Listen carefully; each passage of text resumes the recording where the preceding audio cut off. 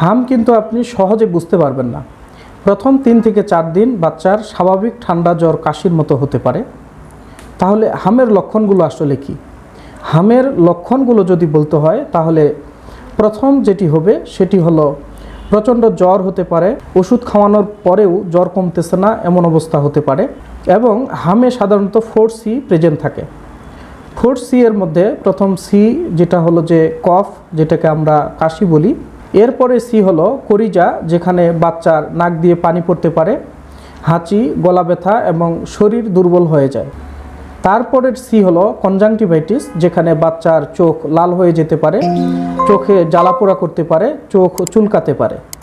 এরপরে সবচেয়ে গুরুত্বপূর্ণ যেই লক্ষণ সেটি হলো কপ্লিক স্পট, যেখানে বাচ্চার মুখের ভিতর ভাতের মতো সাদা ছোট ছোট দানা হতে পারে। এবং ম্যাক্সিমাম রোগীর ক্ষেত্রে যেটি দেখা যায় সেটি হলো ডায়রিয়া, এর সাথে শ্বাসকষ্ট। তবে আপনার বাচ্চার যদি এই রকম লক্ষণ প্রকাশ পায় তাহলে আর দেরি না করে অবশ্যই ডাক্তারের পরামর্শ নিন অথবা হাসপাতালে ভর্তি করান। ধন্যবাদ, ভালো থাকবেন। আসসালামু আলাইকুম।